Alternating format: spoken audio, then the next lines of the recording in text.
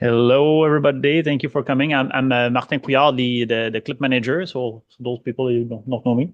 So I will manage the questions on the chat if you have some, because to avoid the James watching the chat room.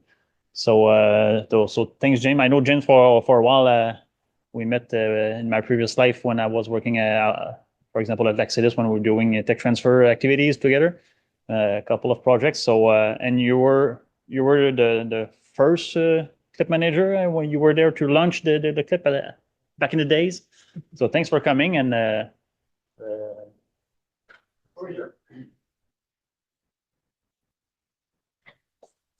Thank you very much. So, like Martin mentioned, I'm a technology transfer manager at McGill. And essentially, what we're doing today is kind of bring you through how intellectual property is managed at McGill and what the tech transfer process is for those who are unfamiliar or just want a refresher. So, our office is a part of McGill, part of the Office and Partnerships. So innovation partnerships essentially does all the interactions with industry partners. So that could be, we have one team dedicated just being industry liaisons. So they go to companies, they try and figure out what their needs are to do sponsored research. On our side, we're more of they're more of a pull, we're more of a technology push. So when intellectual property is created at McGill, we try and market it, license, and sell it to companies. And our division at McGill actually handles intellectual property for the entire McGill ecosystem. It's not just those who are at McGill proper, but at the Research Institute, at the MUHC, at the Neuro, the Douglas, and the Jewish. So although sometimes they're different legal entities, it's all covered under one central office, which really helps managing a centralized vision of McGill IP. This is our team. We got around now nine or 10 people. We're focused really on different areas of technology. So for myself, I'm a mechanical engineer by training, but I have a lot of experience in medical devices. So I'll handle medical devices, some clean tech, some deep tech. We have other people on our team who are engineers as well, like myself. Some are PhDs in chemistry, AI, and then we have a lot of people in life science we have one person who's really dedicated on genomics and oncology, one which is focused on IP coming out of DNA to RNA, which is a huge CFREF project, McGill. And now we're actually hiring somebody new. Her name is Zhao Meng, and she'll be handling all the IP for those at the MUHC. So she'll be really like a main point of contact for everyone at the RI. And she'll be starting next month. So, what do we do? Essentially, I like to tell people that you can think of tech transfer as your first investor. Because if you have an idea and you want to patent it and you want to commercialize it, McGill will step in to pay for a lot of the costs like patenting. We'll also give you access to some exclusive funding opportunities, and that can include internal funding opportunities at McGill, such as the McGill Innovation Fund, as well as some external funding opportunities that are only available if you want to commercialize technology. We'll also evaluate it for you. So we'll do a patentability analysis, figure out there's freedom to operate there. We'll do a market assessment to really figure out if there's a market, is it worth investing your time and our time into commercializing it? And we'll help advise you on the best product development plan in order to make it really attractive to industry actually buy the technology. And then finally, when it's ready to be commercialized, we'll look for licensees. We'll work together on this for pitching it. And then we'll eventually negotiate the agreements and then handle all the payment and disbursement of any revenue that's generated. So why do universities focus on tech transfer? And in the past, universities didn't really do a lot of tech transfer. And that's because it's really hard to translate innovations that come from the bench into the bedside. And that's where TTOs come in handy.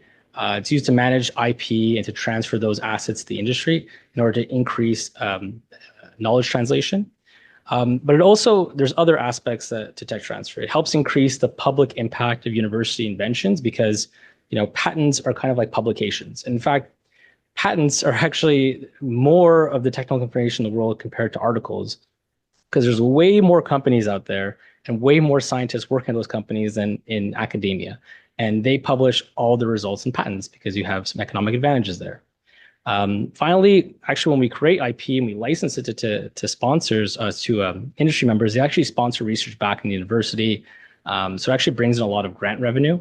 And then finally, it increases the prestige and the faculty for students. So a lot of you are going to be going into industry. Maybe a percentage of you are going to be academics, but most of you are going to go and work at companies. And companies care more about patents than they do about publications. If you have a patent on your belt and you're actually making money off of it, or it's being used, this is a really good boost to your CV. So really focus on that. If you're looking at research and you can think you can commercialize it and get a patent in your name, it's actually good for your career. And then finally, it makes money. So not all of them do. It's high risk, high reward, a lot of these technologies, but it does bring in some money if you really make something that's high impact.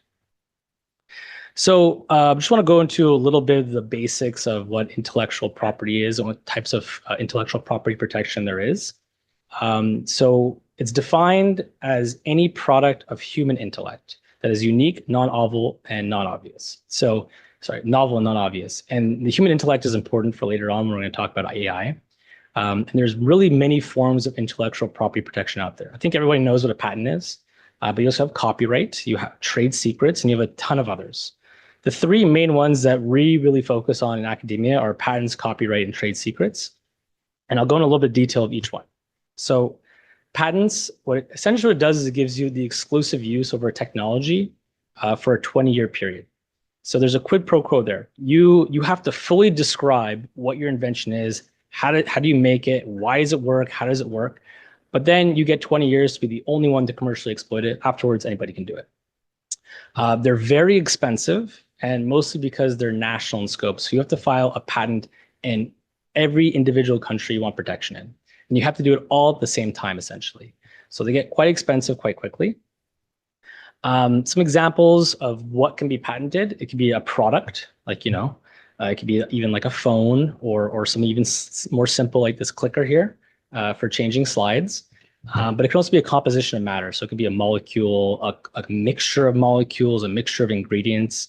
And then it can also be a process or a use. So you can do a manufacturing process. In some countries like the US, you can actually protect the use of, let's say, a medical device to treat a certain disease. You can't do that everywhere, like in Canada. But the thing about use and process patents is they're a bit hard to enforce. So a lot of the times, if you have like a process, like a manufacturing process, most companies don't protect that because it can be reverse engineered pretty easily. And then finally, if you have an improvement of any one of these, as long as the improvement is sufficiently novel, non-obvious, you can actually protect that as well. In terms of copyright, most people think of copyright when they think of music and books and literature, but it actually applies to code as well. So and the thing about copyright, which is good, is it's automatic. So as soon as you write your line of code, you have copyright protection. No one can reproduce that without your consent. It lasts quite a long time, your life plus 50 years in Canada, 70 in the US. You can register it, like you can pay like a small fee, like I think it's like $250 of the Canadian Patent Office to really register your copyright, but it's not required. And this is really what we mostly do for software, just because a lot of software isn't patentable. And then we just copyright it. As long as you don't publish it and make it open source, you can then license it off. In terms of AI, it's complicated. Some AI is not patentable. Some AI is patentable. It's more akin to software. So a lot of times we'll keep it mostly for copyright protection and keep the algorithm secret. If it's really something new, you can patent it, but the trend now in the industry is to keep everything secret because people can reverse engineer it. They can work around it. If you have an algorithm, you can tweak it. So right now, most people are trying to keep their algorithms secret as secret as possible. And it really harms our patent search because you don't really know if this is something that's unique if no one's really talking about it. There's also some issues in terms of the medical sector, because if you're using data which is only intended to be used for research purposes to train your model, I mean, you can do that as an academic study, but when you want to translate that into industry, it gets really complicated. And you can't use that data set, so you have to find a commercial one. I think there's some good things out there like MD Clone, which I think is a clip member. You can get the data in the hospital. And this gives you like a synthetic database to really train your models. So that's a good thing to look at. But most of the time, people try and keep it secret. And then speaking of trade secrets, this is also the other form of protection. And it's really just anything that isn't disclosed. It could be an unpatented invention you're still working on.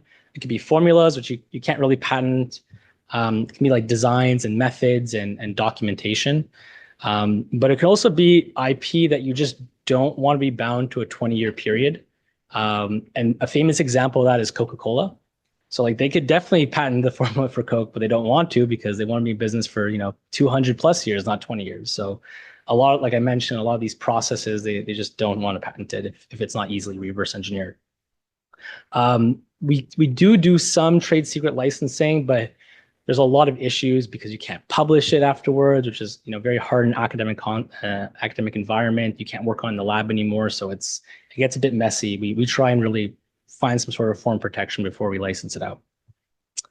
But if you do want to patent something, there's several criteria. So, like I said, it has to be something new, but also something that you haven't published. So a lot of the times they'll come up with an invention or a new idea, and then you want to go to a conference and you present it.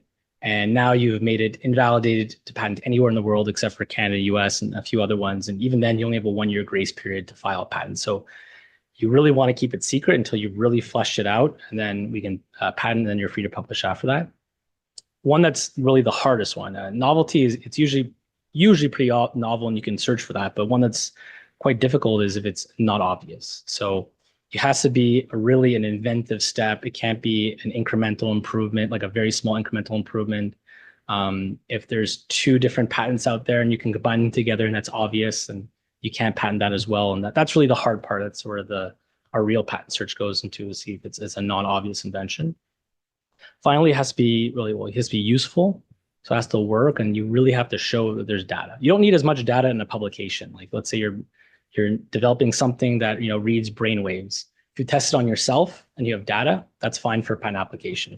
You couldn't publish that, but as long as you have some sort of data, you can to substantiate your claims, you can include that in your patent application. And then finally, you have to sufficiently disclose it, and you also have to understand why it works. So sometimes there's some discoveries that are really useful and cool and has a good impact, but if you don't understand why it works or and fully describe it, then it's going to be hard to get a patent. And you have to be the first person to file. So you have to, beat everybody else. If it's a hot topic and a hot field everyone's working in, you have to go pretty fast.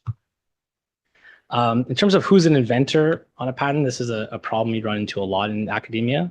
So if oftentimes there'll be a paper and they'll say, hey, this is my new invention. I fully described in this paper. I want to patent it. And there's a ton of authors on it.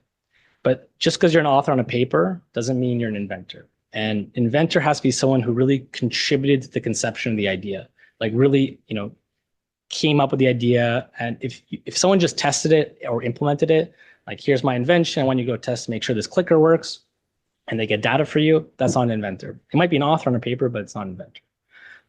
So you have to be very careful. It's a legal definition. There's really no room for interpretation there. So here's a typical timeline on a patent protection. And it's not always like this, but move my cursor. I can't see it. But what we normally do is something called a provisional application. So this is something that's really only in the US. And this is different than a real patent application because you can, it's secret, it's not published. So you can file it, you get a priority date, and then you have 12 months to really file a real patent. And this is good because you can add material. If it's not quite fully cooked, you can add some more content to it. And actually, if you, at the 12-month period, you feel like it's not ready yet, you can just let it expire. And then you can go at another point. As long as you didn't publish anything, you can let it expire to sunk costs, and you can try again. But usually we file the provisional, and then we'll convert, and we'll do something called a PCT application. And a PCT application is an international patent. It doesn't give you protection anywhere, but it gives you 18 months to get your ducks in a row and figure out where you actually want to patent. So really the advantage there is the time. And this is often where we'll license the technology. So we'll do the provisional, we'll fully flesh it out 12 months, and then we'll spend 18 months really campaigning and trying to find a licensee to take on the technology. And then they can really figure out where they want to patent in. Because for us, we might just be guessing. Theoretically, you can go straight to the national phase. You don't have to do a provisional, you don't have to do PCT, you can go straight.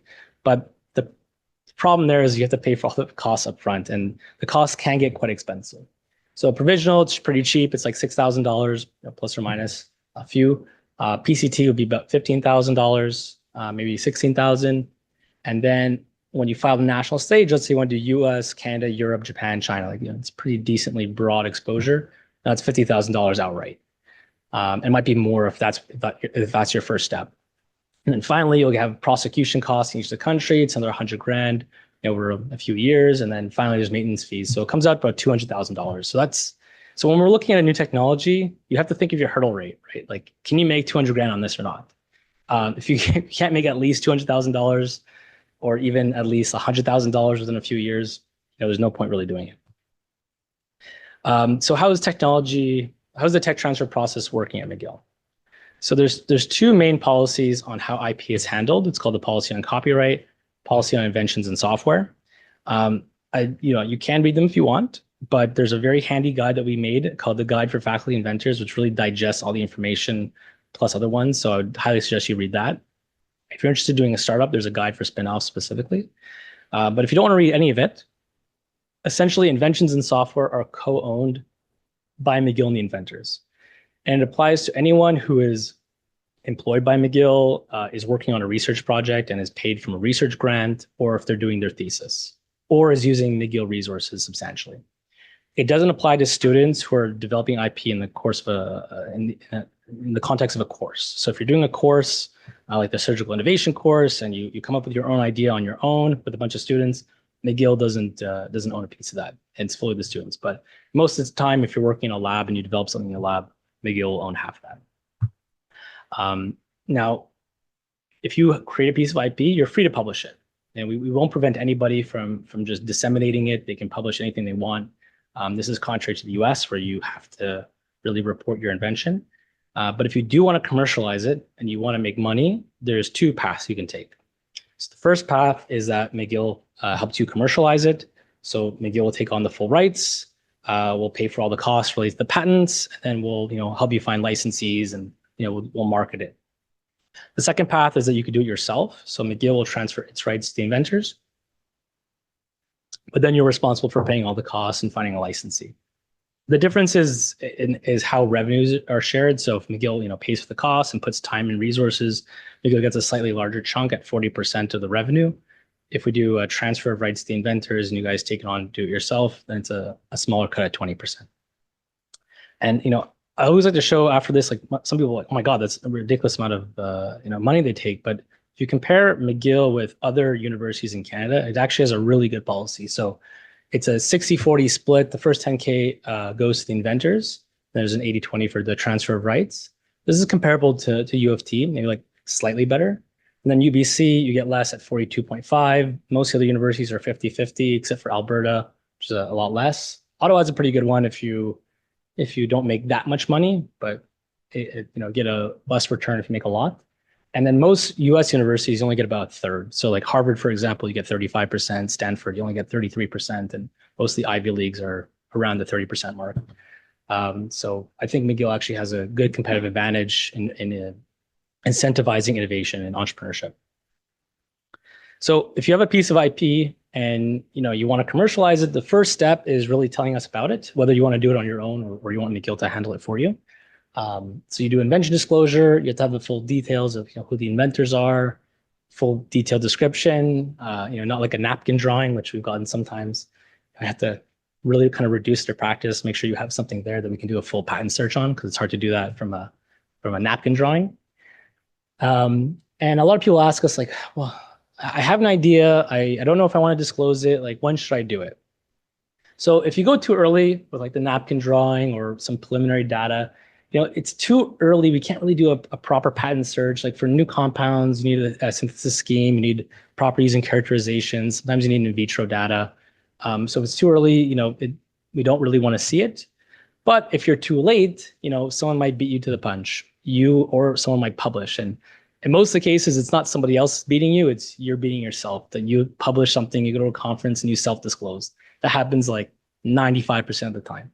So we try and tell people is you have to balance your invention preparedness and your timeliness. And if you're developing a manuscript for a publication and you're like a few months away from publishing, come to us. Give us your draft. We'll take a look at it and we'll do a patent before you publish. We won't patent everything just because we don't have an unlimited budget, unfortunately. And we'll really only patent things that have a good likelihood of commercial success. There's a good quote from the R&D director of 3M. He said that research is the transformation of money into knowledge. innovation is the transformation of knowledge back into money. So if we can't make money off of it, or there's a low likelihood of getting a payback like that, 100, 200K, hurdle rate for the patent costs, then, we're not going to move forward with that. You also have the good freedom to operate in the patent space if we're patenting. If it's super crowded, if you can only have very narrow patent claims, it's going to be very hard to actually commercialize that and convince someone to buy it. And like I mentioned, not all patent claims are made the same. If you have a structural claim, you can protect the actual structure of a device or the molecule itself.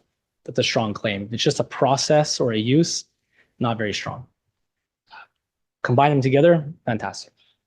We also need your participation because you'll be the technical expert, and if a licensee is asking very, very technical questions, we're going to need your help to explain that. And also the patent offices require that you actually respond to them and all their requests over the lifetime period of the patent. So it is a long commitment. Finally, we won't go forward in patenting if there's a grant and there are requirements that say you can't commercialize it or another entity has rights over it. This mostly happens with sponsored research. So if a company is putting money into the lab, they might have some IP terms. If it's for federal money, then very, very rarely happens. So here's a good example of the process. It's not every process is like this. This is a good illustration. So let's say you have an idea. It's not quite fleshed out yet. You're thinking this might be valuable. So you do some proof of concept testing. You do, and I see you're taking pictures. I can just send you this afterwards. So you can just ask me, no problem. If you have an idea, you do a proof of principle testing, and you feel like you have something that's really valuable, then you'll report to us. We'll take a look at it. We'll do an IP evaluation. We'll do a market evaluation, and if there's something there, we'll file a patent, and that's kind of our go no go gauge. So after you patent, you typically want to publish, because you either want to graduate and publish your thesis, or you have some papers and conferences. And then we'll work with you on developing a plan, because very, very rarely, right when you patent something, someone's itching to buy it. You have to really demonstrate and validate and make sure that it works and get convincing data. So we'll work with you on developing that plan to get whether that's preclinical data or clinical data, which is very requested now. And really the goal is to license this to a company. So for medtech, it could be probably one of the big medtech companies. Or if you want to make a startup, we can actually license to your startup. There's a lot of startups coming out of McGill. We do about 15 per year approximately. Last year was a lot. It was about, I think it was like 25. So we're happy to support startups. We have a couple of incubators, like we have the clip here, great resource. There's one in engineering called Engine, they're more tech focused. But there's some resources, like I mentioned, the MIF funding opportunity. There's some in-house resources that we have to help you. So we're happy to support that. We just need a business plan, just to make sure you have a plan to get going. And then, when we license the startup, we typically ask for equity and royalties and milestones. And then most of the time we ask for equity, because if you don't have a lot of money to pay up front, typically when we do a license to a company, we ask for a large upfront fee. In this case, it's equity, and because you have no money, and then it gets diluted after a certain point. I just wanted to end this section on the IP transfer process to the different agreements that we have to transfer IP. So there's a scale here, whether you have the most control over your IP to the least control. So when you have the most control, you have something called a material transfer agreement, where you're just providing either a software or a cell line or even your product to a company, and they pay you for it, but they have very strict they have restrictions on how they can use it. And you have the most control there. You're not giving up the IP, you're not licensing it, you're just providing a product. It's almost like a purchase order. Then there's options over the IP. Then you have a non-exclusive license, so you can really license to a lot of people. You have a lot of control over it. This is mostly happens with software, or I think CRISPR is a good example of this as well. And then an exclusive license, this is really what's the most common. So what we almost always do is we give exclusive rights to use a certain technology in a given field. And then they take on the patents, they prosecute them going forward. They're really the only one to use it. And typically we only do one exclusive license, maybe two exclusive licenses in different fields if it's something that can be applied to many things. But you really have the most control there, because if they stop paying you, then you can cancel it, you can find somebody else, and you can use this back doing research. So you don't really give up the ownership of the IP, you can still use it for other reasons. Then you have copyleft and copyright, which is mostly for software, or if you're often if you have publications, you're doing an abstract, they'll ask for a Commons clause or a Creative Commons license to distribute it. So you have actually less control than inclusive license, because with inclusive license, you can ask for like reports and they have to answer you and things like that. And then finally, on the far right, you have an assignment. And that's when you sell your IP completely. So you really lose almost all control. Oops, went a little bit too far there. Excuse me. You really have a lot less control because you don't own it anymore. You've sold it. You have a little bit control because you can ask them to pay for you and pay you back for it, and you can maybe get some reports and see how they're using it. But really, after an assignment, you have absolutely no control. And if the company goes bankrupt, you can't get it back. They'll typically sell off their assets.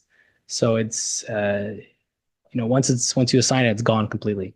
And then finally, if you do open source or an MIT license, you have absolutely no right to commercialize it, because anybody can use it. Anyone can profit for it. So you have really no competitive advantage at that point. You're just like anybody else. So if you have a software and you do open source license, you can't commercialize it. And it's as simple as that. So you have to be very careful if you're developing software, whether you put it on GitHub or not. All right, so I'm just going to go into some of the trends in the medtech industry specifically. I think a lot of you are focused more on medtech than anything else. So if you look at the US and EU medtech company revenue, looks pretty good. It's going up and to the right. Everything's great. But when you look at their revenue, their R&D spend as a proportion of revenue, the red line is M&A activities. The blue line is their internal R&D. And in the back half here, 2013, 2016, they're actually spending a lot of money on M&A and not quite as much on R&D. And that trend has really changed over the past several years. So in the back 5, they're spending on average 27% of the revenue, and now it's down to 15% in the last 5 years. And that's worsened even more in 2023 and 2024 due to a lot of economic uncertainty. So what are the implications here? It's that the medtech companies are focusing a lot more on organic growth as opposed to trying to buy in new assets. So that's why M&A has decreased significantly. And it's also getting harder and harder to market breakthrough products. So a lot of the low-hanging fruit has been picked. There's a number of reasons for this, but essentially the trend in the industry is that a lot of the companies are divesting from non-core and slow-growing assets. And they're really trying to focus on their core competencies, and their acquisitions are more focused on that, as opposed to just trying to increase their portfolio quite large, which was happening the last few years. Also, with startups, it's been a very challenging environment over the past year. Startup revenue is, venture capital deals have really decreased by half. It's starting to pick up now. There's a lot more optimism right now. They're starting to pick up, but it's very hard to really launch a new startup, especially in 2023, 2024.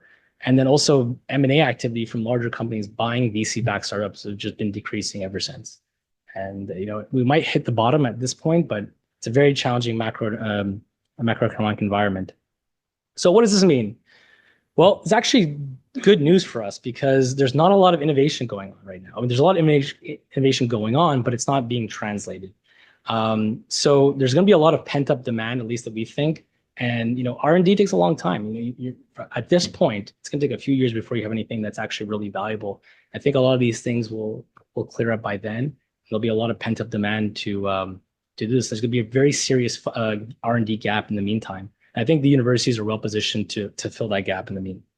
So some of the reasons that they're doing this is that medtech innovation is very difficult, and I think everybody knows this is no secret. And some of the reasons is that the customers are incentivized to reduce costs right now, and that's a big theme going on from the purchasers. So if you have a new innovation, you need cost leadership position. You need to be something that's cheaper. That if you can do better outcomes for cheaper, that's the golden ticket. But creating a new device which is more expensive, has better outcomes, yes, there's a possibility to get into the market, but it's a harder proposition. It's also very capital and time intensive to get to the regulatory process. So incremental improvements are very hard to sell. You need to have something that's really new, that makes it attractive to be purchased by a company. And then finally, right now, and this is this is actually a contentious point we have with companies, is that they only want to favor licensing or even purchasing companies after they've passed regulatory approval, which is like very hard to do within an academic context. They want to have some sort of clinical data out there. So if we're doing a licensing play, they want at least some clinical data. If they want to acquire a company, they want it to be completely de-risked from a clinical and regulatory perspective before they purchase the startup. And I actually talked to a lot of them like about a month ago at a conference. They're like, yeah, we're willing to pay a lot more as long as everything's de-risked. So that's why if you can kind of create a device, which is a class 1 or class 2, a lot easier to get through the regulatory approval process. It's more realistic to have that done within an academic context than something that's like a class 3 or a class 4 in Canada. It's going to be quite difficult. There are some good opportunities right now if you're still, pondering and want to create something. And really the hot topic is digital health and AI. This is what everyone is scrambling over. They want to expand their value prop, like Meta companies want to expand their value propositions by investing in digital tools, connecting all their devices together, trying to be like Apple, where only the devices integrate with their devices, right? To really keep their market share within hospitals. So they're looking for better medical outcomes at lower costs as well. Because if you have everything that's connected together, you can move some things to the cloud as well. And to build on that, they want to have more innovations in ambulatory care and care outside traditional channels, so they can expand outside of huge hospitals to more clinics. They want to have those services there. So that ties into digital health as well. So we can do things like telemedicine and make it easier to do remote monitoring of patients. This is going to be quite useful. And then finally, because the medtech companies are so concentrated and they're focusing more and more on their core business, if you can create an innovation within their product lines that either increases their sales or improves the functionality of their devices, they're really interested in that. Trying to pitch like a completely new product outside their core competencies it's quite hard, but that's an easier sell. So finally, my main takeaways from this presentation is that when you're coming up with your innovation, this is really at the beginning of the process, not the end, really focus on what that need you're solving is. Is it a large need? Are you going to have explosive growth if you solve that need? Do you have a unique mechanism of action that's protectable to solve that need? That's really going to help you to actually translate to the market. You also have to understand your competition. Right? What are the competing products available? How are you differentiated from them? What's your positioning? What's the prior art look like so you can actually have something that's protectable? Also, what we see a lot is that they'll create something, as a platform technology, we have many, many different applications, but they never focus on one. So really focus on the one that will lead to explosive growth. You focus really on one topic. It's easier to get data to validate it, and then you can expand afterwards. And finally, don't publish. So people say it's publish and perish in academia, publish and perish in patenting. So do not disclose, come to us first, we can help you out. And if you have like a publication schedule or a conference schedule with your PI, and you want to maybe modify that so you don't disclose something that you're working on you think is valuable, have that conversation with them, and I'm sure they'll be open to it. So thank you, and I'll open up to questions. Go ahead. Thank you very much. Fantastic talk. I have questions, actually a couple of questions. First one is on the prosecution charges. So you wrote 100K, like what sort of prosecution is that? Is it like passive or like in case something happens? What's the deal exactly? Yeah, that's a good question. I'll just go back to the slide here that you're talking about. Okay, so when you file for a patent application, we'll just do the US, for example.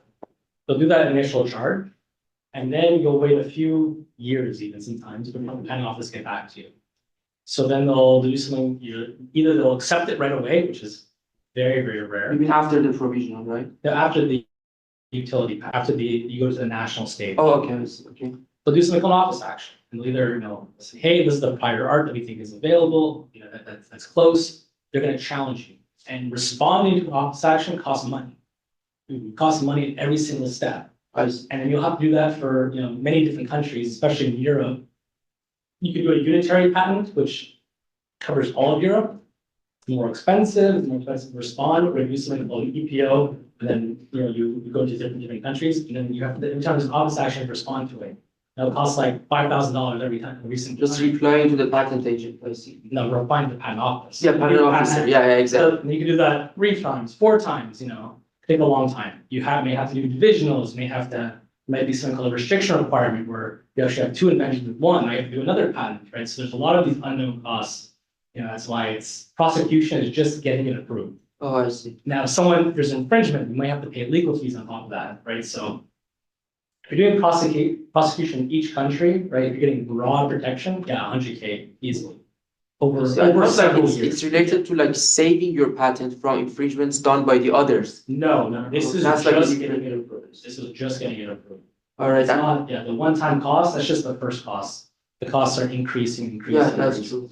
And there was this chart you had for U of T, like McGill, whatever. What was that 10K there? Yeah.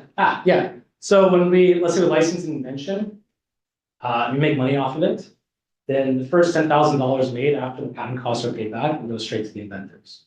After that, the split is 60. I see. Do you reimburse your cost of? Yeah, so if there's patent costs, like we usually ask to be reimbursed right away. And then anything after that, so we'll typically ask, like let's say we license this to a big company, you're gonna pay us upfront the patent costs, plus we usually ask them for an upfront charge. And then, so everything after the patent costs are paid, Yeah. first 10K goes to the inventors and So if you guys pay like 200K for like everything, then you take probably 40%, right? Yeah, but when you do a license, we're not racking up 200K. This is really by the end of we're probably going to be licensing either at the PCT stage, so usually like 20K plus, or at the national stage. So like I would say you're trying to reimburse yourself the 20K you paid for the costs and also 10K of the profit, and then like it's zero. I'm sorry, I don't understand. Like after, let's say it's done and you license it to another company, then you try to reimburse yourself the 20K you spent already on the patent. Yeah. And also you have that 10K overhead that it basically. No, the 10K goes directly to the invention. Oh, okay. There's no overhead. Okay. Some universities, they do take an admin charge. Okay. McGill doesn't. It's just baked into the 40%. So we'll just go back to it. So this is what the inventors get. We'll get 60% of the revenue. First 10K goes. Even if you guys ended up spending 200K on the patent, still like you're not gonna ask for more. Well, no, it really depends. We can ask for. Depends. We'll do like royalties. There'll be milestones. Okay, I understand. We'll do like maintenance fee charges, upfront charges to get reimbursed. So it's not just typically not like a one-time purchase of the IP. There'll be royalties. So the more they sell it, the more money. Thank you. At the beginning of the lecture, you mentioned that there's like a database for the MGH to collect synthetic data. What was it called again? I think it's called MD-Clone. MD-Clone. Yeah, Martin was Okay. already. And then my follow-up question to that, 'cause I didn't hear it, but would you give any advice? Like, say, for example, you're looking to come up with a solution, but there's not a lot of data that exists in that area. Like, is there a way to work around that or to make it work for you in your favor? It's a good question. That's a difficult answer. Because there might be populations out there, but we may not have enough data for a trained model. So you either have to do it yourself. That's what a lot of people do is they'll have to work with clinical populations, maybe they're local, or if they have a collaborator abroad, they can use that clinical data, which is it's a hard way of doing it, but it may be the only option. Sometimes the synthetic data can help. It's kind of like a first shot, but I mean, it is synthetic data. You don't even need to work. It's more of just a strength. How is actually working like as intended and troubleshoot it? It's not really validate it. But yeah, it's a difficult problem. I'm not sure I have a good answer. Thank you. Go ahead. Thank you, James, for a great talk. And I have a question about the people that are involved in a patent. Because most of the projects here are from the research grants. For example, in the thesis, they convert that to the startup company. So the IP mostly assigned to the company, and inventors and the owners are the students that they work on the on the project. So they get paid from McGill research grants. So after assigning that to a company, still can the owners or inventor get paid from McGill, or they should get paid from the company? It's actually a great question. So if all the inventors, the technology, they want to make it a startup, what we can do is that they renounce their rights. They renounce their rights to 60%. They get a way better deal as a result. The problem is if not all the inventors are involved. So let's say there's 4 inventors, 2 of them want to make a startup, well, and then 2 of them don't want to be involved at all. Well, then it gets very, very difficult to just have a few people renounce it. There could be some conflicts. So if not everyone is involved and they have a startup themselves, we can't really do that. And yeah, they would be the owner of a company that we pay McGill, and McGill will pay them. So that does happen. But if everybody's involved and they all own equity in the company, and then they can renounce their revenue and get a better deal on the license. So I mean, if there is some research grants like insert or something like that assigned to this project, and everyone get paid from that research grant, after this assignment, still they can get paid from that research grant, right? Oh, that's a good question. So technically speaking, if it's a license, it's fine. But if it's assignment, it's not always the case. When we do assignments, we always ask for the rights to do research afterwards. So they can use the IP, but any IP they develop in the lab, it's not going to be belonging to the company. It's still going to belong to McGill. So any improvements that are developed, there would have to be a separate agreement. So yeah, they can still work on it in the lab, but the company wouldn't own them, even if it's an improvement of IP that they own.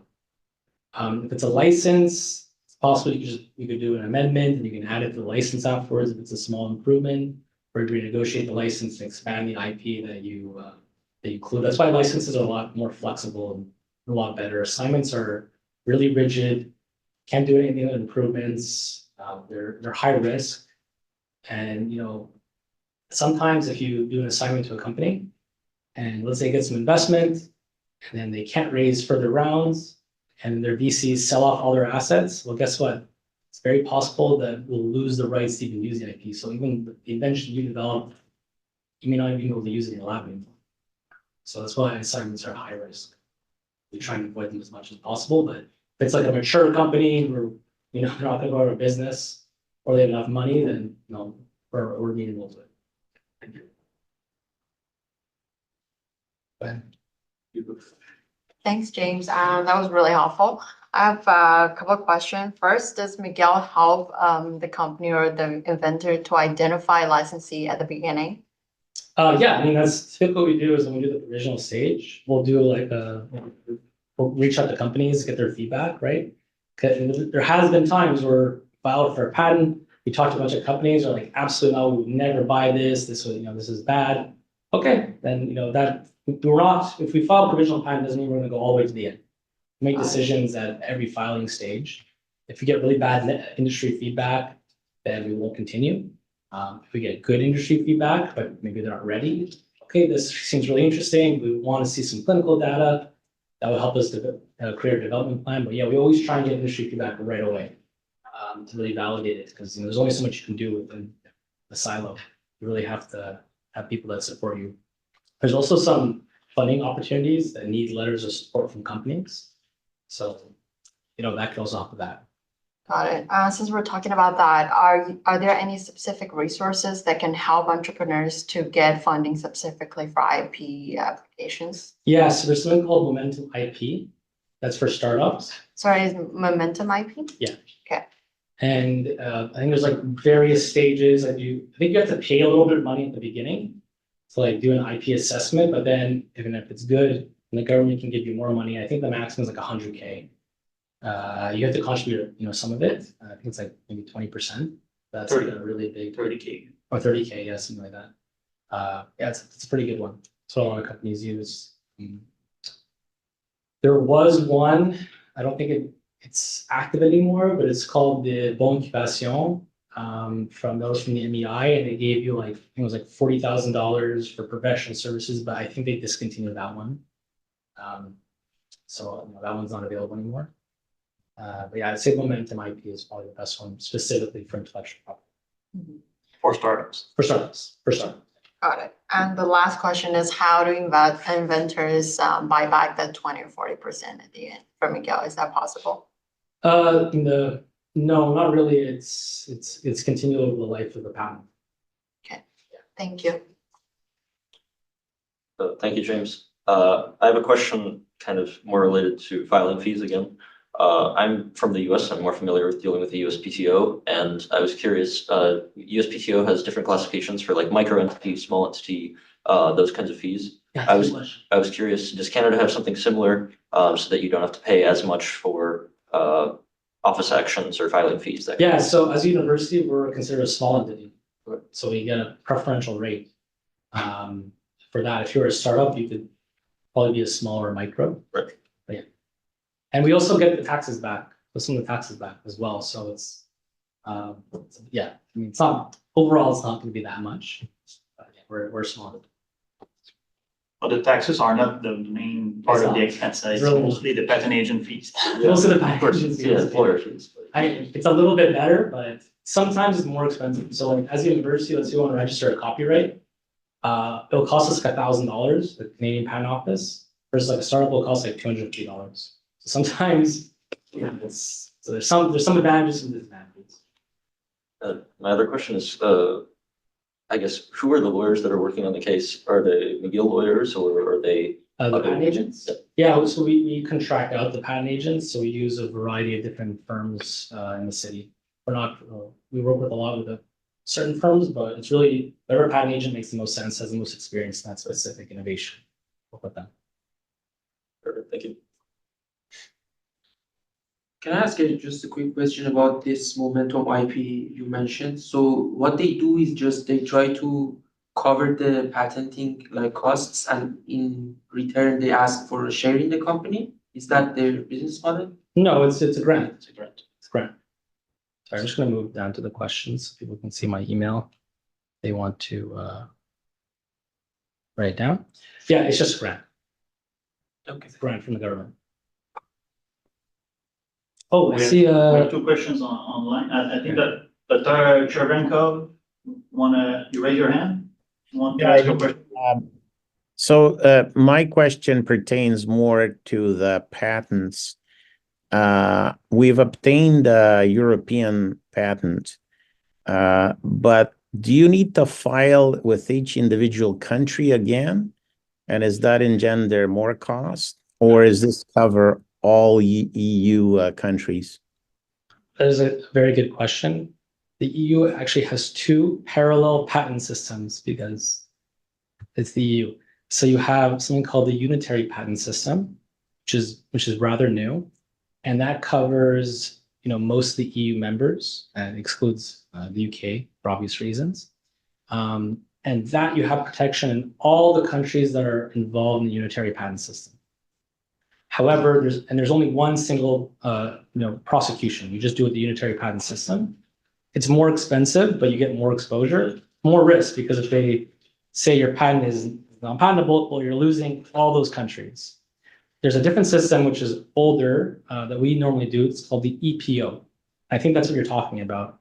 So the EPO, it actually has a larger amount of countries, includes the UK, includes some like Turkey, I think. There's a lot more countries.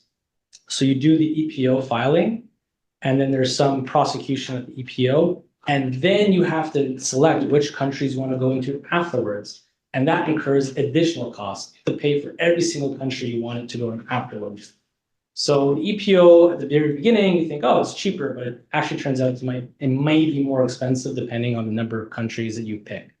I think if you pick France, Germany, UK, it comes out to a bit cheaper than the unitary patent system. But you have to do it in 3 different countries. So there's disadvantages there. If you're specifically in the pharma space, which I know you work in, they do not like the unitary patent system. They actively avoid it because if there's infringement and the patent is invalidated, they lost protection in a host of countries. And they would rather have the individual protection in those individual countries, because if one gets invalidated, well, they just lose one country. So it depends on the technology. And my second question is, do you need additional protection for actual indications? Or the first protection, which is chemical composition, enough to protect you for all indications down the road? It's enough. It's ideal to have as many indications as possible, but if you own the compound itself, if someone wants to use it for a different indication, they still need a license from you. Okay. So having the compound that's what you want to go for. Of course, Right. if you have the That's the indication, best. fantastic. But Well, we have several indications, but we have not generated the data, and it's hard to generate the data for 35 indications, you know? exactly. There is, if you ever get an office action and they're challenging some of your indications, you'd have to provide data, right? But office actions also give you the opportunity to provide additional data. So if you have more data down the road, you can possibly add additional indications and additional claims. It costs more money. Yeah. But it's a better protection. yeah. Yeah. Thank you. In the chat, we James, have questions. hello? Talking. Let's start with the question in the chat first, because they've been there for a while. Can we patent a process method, the meeting criteria, from a published paper? So it depends when it's published. So if it's been published within a year, then you can patent in the US, Canada, Australia, and I think there's one other country, but too small to really matter. Typically, we only just do US and sometimes Canada, not even Canada for a lot of this. The market's so small here. So if it's been published within 1 year, you can do that. But you'll probably going to get US protection. It's enough in some cases, but it severely reduces your value. If it's been past 1 year, not patentable at all. Anywhere. James, can you hear me? Yes. Yeah, thanks for the wonderful presentation. So you are right. I mean, for us, when we are doing patent protection, it came around 200,000, and the numbers you present there are quite. But one thing that it seemed to depend on is the number of back and forth during patent prosecution, because every time there's a rejection, you have to pay. So there seems to be a delicate art of crafting patent claims. There's how to strike a balance between obtaining broad protection, which increase commercial value, and then avoid rejections that could prolong the prosecution process. So do you guys help in that process? Yeah, I mean, what we do is we look at the prior art available, right? And if we find that there's prior art that's very close, we'll have to reduce the scope of the claims. But we typically try and go as broad as possible, and that's what everyone does. It would cost more in office actions later on, but some claims might be allowed that are quite broad. Some of them may have to be reduced. But it really depends on what the prior art we found. And sometimes we feel like there's good freedom to operate. We'll go for broad claims. Then the patent examiner will find things we didn't find, or we'll cite things that are nowhere near close to the patent. So you have to deal with it then. But you're right, there is a delicate balance on how broad and how narrow you want to be. I mean, you could really patent anything if the claims are extremely, extremely narrow, but there's no value in that, right? So, right. Yeah. You're right. There's a delicate balance. It's a challenging aspect. We typically go with the advice for our patent agents who are more experienced on what they think, how broad the claim should be. In some cases, we intentionally go very broad. If we, like, for instance, Jean, you've had a couple like 35 indications, you may not have all the data for it, but you think you might have the data by the time the office action comes in. So we'll intentionally go broad, waiting for that office action so we can respond with more data and knowing it'll be rejected. So there are some strategies of why you want to go broad. Sometimes you just have to go narrow just because it's the way it is. But yeah, it's an art form. Right. Do you use the international report to help you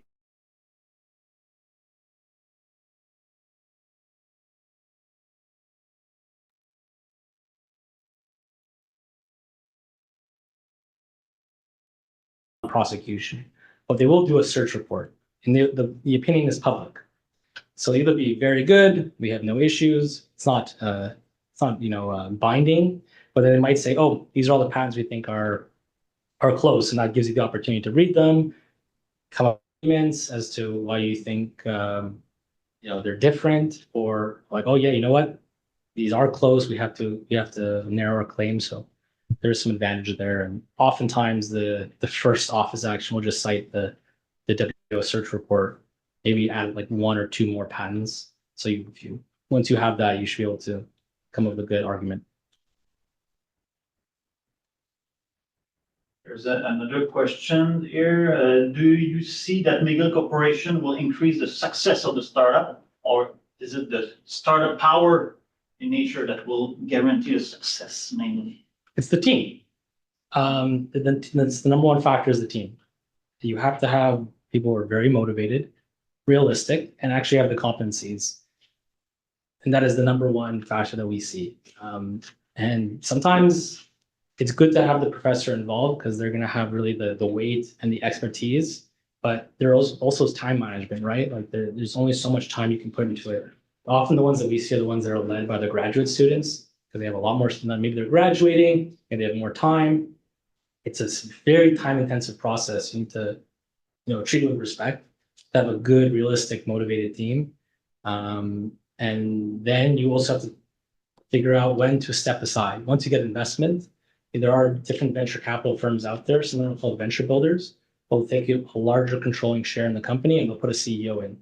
And you have to be real honest with yourself. Like if you're a really technical person, you want to be more of like the CTO position. I think you have to have that conversation whether you want to have someone who's more experienced take over the business side of things and you focus on the technical. If you're someone who really wants to run the company and be the CEO, well, you might be able to do that from the beginning. There's at some point, there's going to have to be some sort of transition. So for us, it's really the number one factor that we look at the team. Of course, IP has to be good, right? But that's actually not the number one factor. One last question here about the specific industry. Are there specific industry that McGill's technology transfer office specialized in or partnership? There's we have a very large faculty. There's no specific field. I mean, there's a lot of people in life science. So we'll have a lot of life science inventions, a lot of life science collaborations, but it really scales towards faculty. There's a lot of going on there, in AI and mining, in physical products, in clean tech specifically is also a big part. So, and on the life science side, it's really focused. It's extremely very large faculty. People are innovating across faculties. So yeah, there's no one specialty, and that's kind of why our team is so diverse, right? I wouldn't really be able to handle a technology that focuses on genomics. I'm an engineer. And that's why we have a couple people with like PhDs or focus on that, and they do that. And you have access to external consultant or advisor sometimes? Yeah, we work with Excellus to do markets, but we mostly do mostly in-house for everything. Okay. Yeah. Is there other questions? Oh, thank you, James. All right, thank you. Thank you, everybody, for attending. So have a good afternoon.